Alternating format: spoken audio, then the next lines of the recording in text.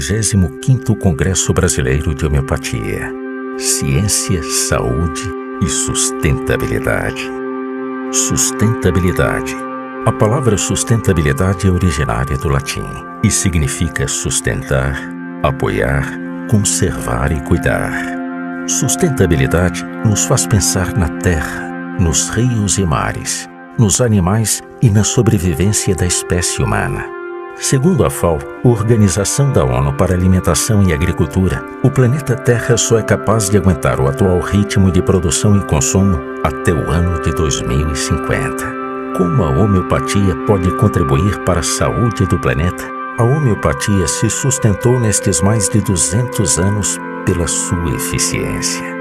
Atualmente, a homeopatia é usada no cuidado do solo, reestruturando seus componentes minerais e na manutenção de seus micro-organismos. Solo saudável gera planta saudável e controle natural das infestações, o que resultará em alimento saudável. Agrotóxicos são responsáveis por muitas doenças crônicas nos seres humanos e nos animais. Com o uso da homeopatia, evita-se a contaminação do agricultor, dos alimentos, das nascentes, dos rios, dos animais e do homem. E isso é sustentabilidade. Na veterinária, o uso da homeopatia promove o bem-estar do animal sem efeitos colaterais e toxicidade. Produz alimentos saudáveis de origem animal sem contaminar o meio ambiente e as pessoas que manejam os animais. E isso é sustentabilidade. Nos seres humanos, a homeopatia vem sendo usada há mais de 200 anos, cuidando da saúde física e psíquica, evitando sempre que possível o uso de substâncias e ou procedimentos que trazem mais malefícios do que benefícios. E isso é sustentabilidade. Homeopatia para um mundo melhor. Homeopatia é sustentabilidade.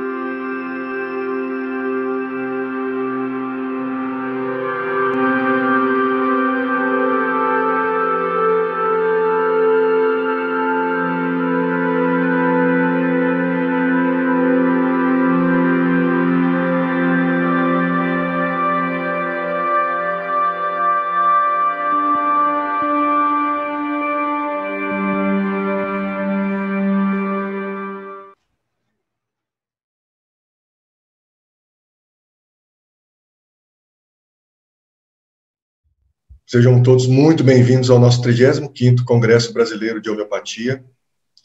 Gostaria de dar as boas-vindas ao Dr. Dinesh Chauhan. Estamos honrados com sua presença aqui conosco. Perspicaz e apaixonado pela homeopatia, Dr. Dinesh é uma das figuras mais influentes do mundo homeopático de hoje. Pratica homeopatia clássica em Mumbai, lá na Índia. Recebeu várias homenagens e prêmios pelas suas contribuições excepcionais e meritórias em todo o mundo. Sem mais delongas, passo a palavra ao nosso ilustre convidado, Dr. Dinesh.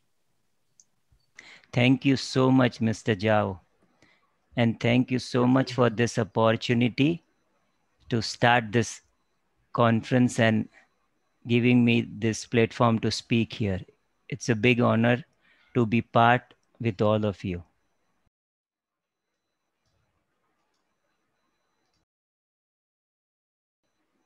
My whole talk would be based on my new work called Thus Spoke the Plants, an integrative multidimensional schema, website, and books based on this concept of integrative, holistic, multidimensional aspect of understanding remedy, family, higher order, and class. Look at this picture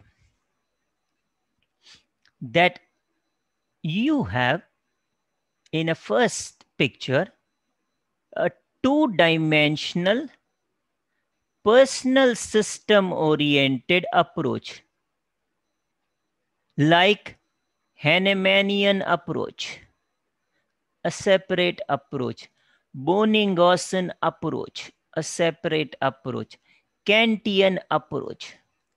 Mr. Vitolka's approach, a sensation approach.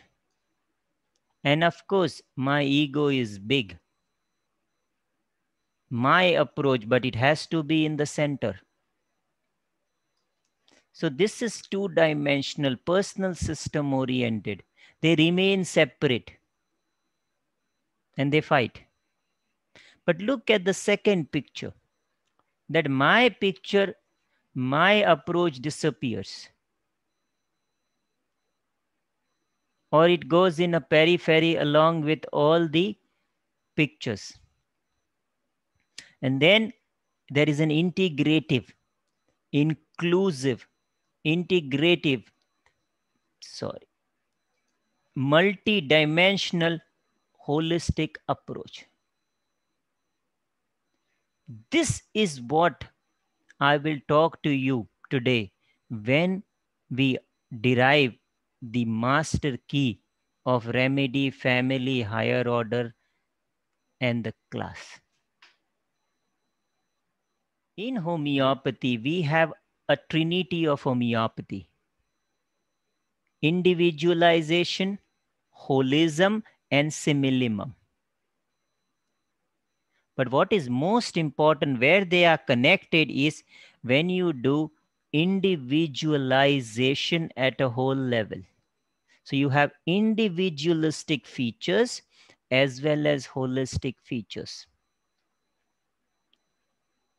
Once that key is understood, and this is the key for everything in homeopathy, whether it is case taking, whether it is searching the remedy, whether it is studying materia medica, repertory proving, whether it is deriving remedy, family, kingdom, sub-kingdom, follow-up criteria, posology, everywhere the same, that you need to do individualization at a whole level. After this, next question comes up in the mind, that many people have worked on plants. Which one to follow? Each one is using different classification. And since so much work has already been done, why should I enter into this, where I spent 17 long years before this only in case taking? If you see, all my books are about case taking. The idea was that this is the right time to find the integrative aspect of the plant. So here we go. These are the flowering plant we call Angiosperm. I am taking one group, that is Gentianalis. This is the higher order. Which are the families in this in APG4? Look at this 5 families. I'm sure you know Rubiaceae and you have Logenaceae. So when we are now studying Gentianalis, should I take first Rubiaceae and Logenaceae? That we know little bit. I will get biased if I start with that and the steps of deriving, which I told you 8 steps. So let me start with something which I don't know. Apocynaceae, I don't know at all. Gentianaceae, I don't know at all. Let me start there and see together, all of us, can we go there with a step systematically and understand? Yeah, that was my aim, that if I want to study this group, I don't want to get biased by my previous knowledge. I don't want to get biased by the other masters who have worked on this. I really want to go integrative and check what's happening. Family Apocynaceae has following remedies. So when I'm using color combination here, and same I will follow with the other groups, the blue means very well-known remedies in homeopathy. purple means lesser known but important. The green means lesser known but should be known and should be in homeopathy. Means we need a new proving or a new research to include them in homeopathy. And black means very rare. As I see, I tell always that I start with a universal law which are applicable everywhere. When I started studying minerals 10 years back, that time already Scholten, Dr. Shankaran, and some more masters from Germany and some other places have extensively spoke about minerals. But those big books, imagine mineral, element, lanthanide, to understand becomes difficult. So I make a system in my mind so that it is simple and easy and reproducible.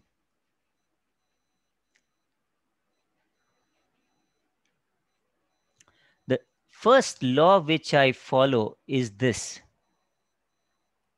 that everything start and end at the same point. Yeah, like an Enzo circle, or like a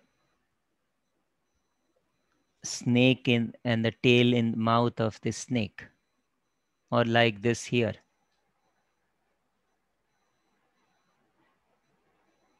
Whether it is disease, whether it is cure, whether it is human being, all starts and end at the same point.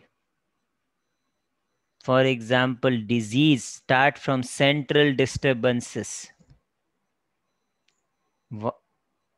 and end in a reverse order of its appearance according to Hering's law. What started first will go last. So again, starting and end at the same point. The same applies when we look at the periodic table. If you go from above downward in a row form, and if you go from left to right in 18 columns, everything start and end at the same point.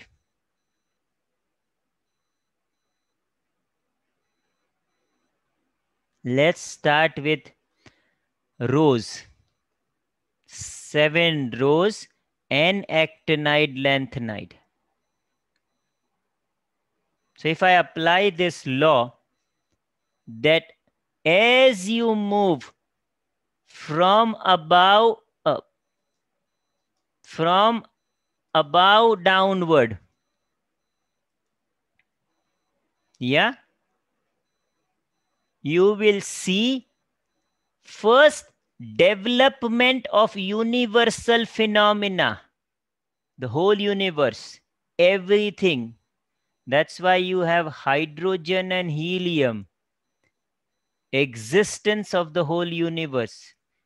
When a big bang happened, the hydrogen was all around, only element, of course, with antimatter. Then, so the development of universal phenomena. If only this much you remember, you'll understand. Then when you go from 2nd to 6th, you will have development of individual phenomena, one thing, one human development.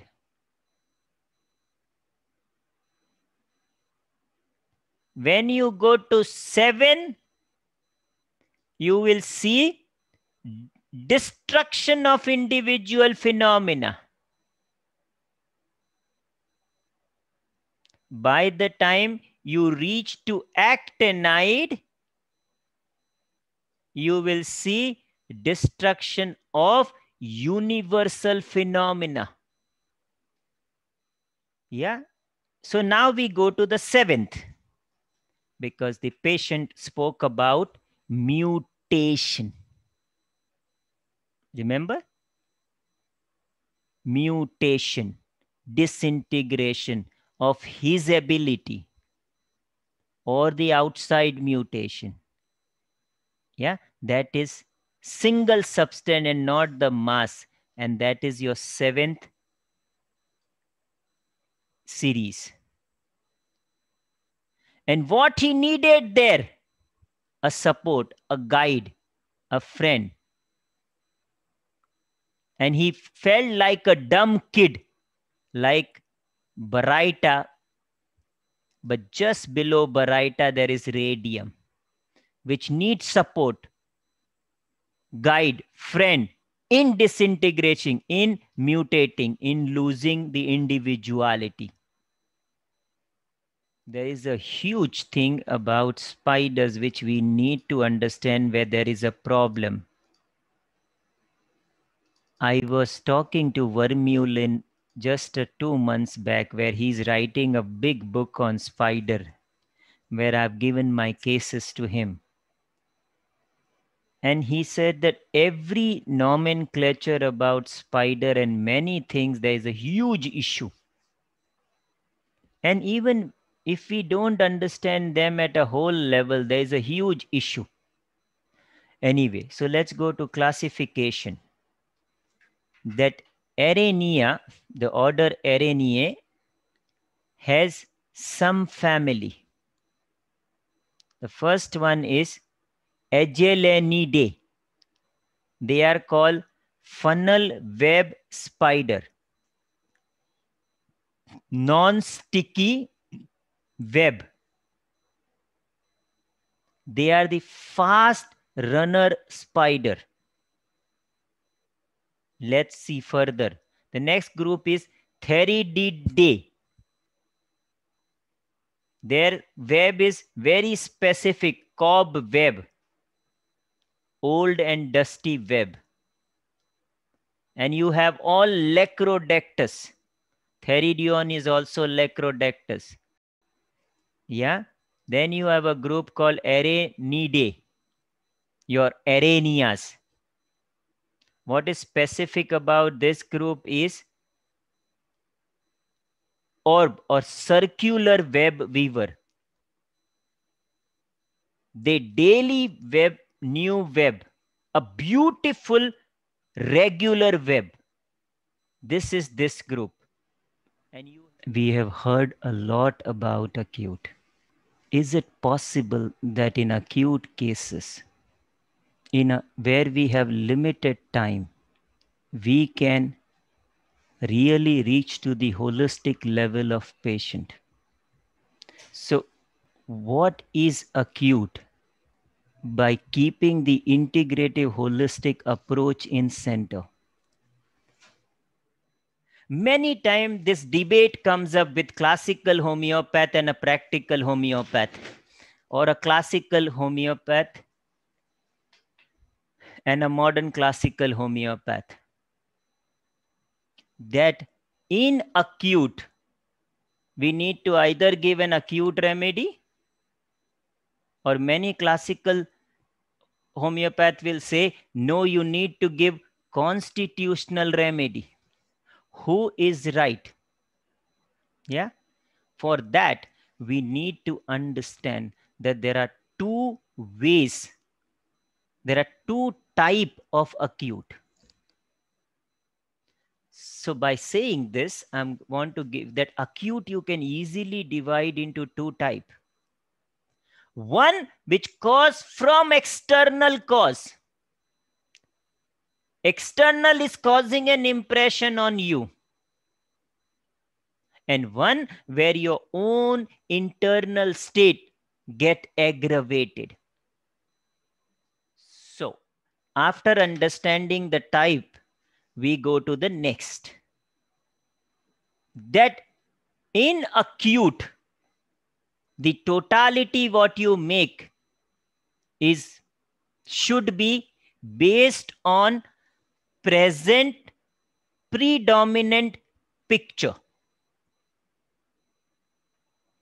If you read Kant and even H.A. Robert and many old masters, they wrote, especially Kant, that when you take acute case, don't mix acute totality with chronic totality. Don't ask questions which can lead you to chronic state and not the acute. It will get mixed. So keep acute totality as pure acute. How will you do that? By focusing on present predominant picture. I call PPP. Hi everyone, let's start. My case taking in children, what I call child-centric case witnessing process. You will see this in my book, A Wonder with a Little Wonder. Child-centric witnessing. It is almost like this, as you see in this puzzle game of a children, where 3 steps are there.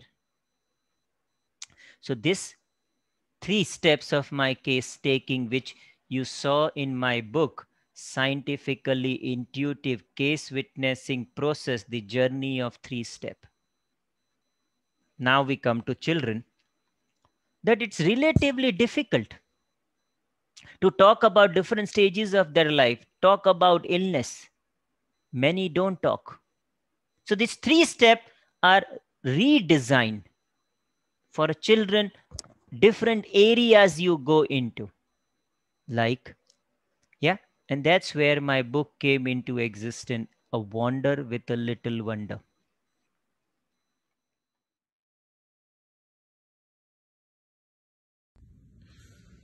Oi, gente. Acabei de receber aqui o livro do Dinesh, A Tomada do Caso em Homeopatia. Interessante, viu? Ficou muito bonita, né? A produção. Tá? Capa dura o livro, olha. Tá?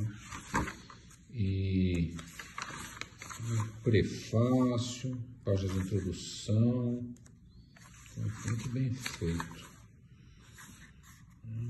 Os prefácios que vão, agradecimento ao autor.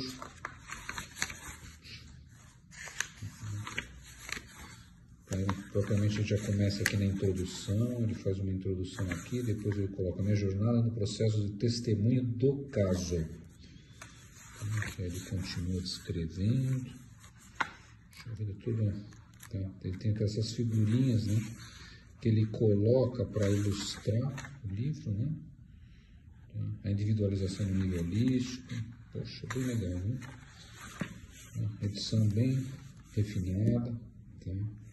Aqui a lombada, o texto na lombada, aqui a parte de trás do livro.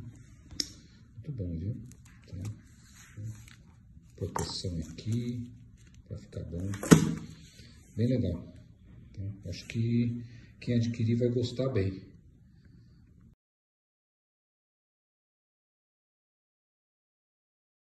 Then there is a book coming up called Right Brain Approach in Homeopathy, where I have described 120 method around where you can use your spontaneous right brain to bring children center out with lot of storytelling questions, belief system, imaginary system, scribbling method. Some of them I'm just talking here. Many like storytelling. There are almost 20 questions which you can use. Fairy tale method, almost like 10 to 15 questions. I used to believe, many questions. Imaginary friend, many questions. This all area, scribbling, how to ask, what to do. Like that, some of the examples. So, yeah. Then I would advise that maybe you can get hold of this book called Treating to Transforming, Choose Homeopathy. It's a small booklet. It's about conversation between homeopath, me and my patient, and how I explain systematically to layman and homeopath what interview homeopathy is all about in children. It's worth giving to our patient. They understand it better. Physical form, if it's not possible, it is available in the Kinder USA or Kinder UK. So you can just get hold of it. It's very cheap. It's not costly. It will help you to explain your patient better. And of course, this book, some of you are aware, A Wander with a Little Wonder.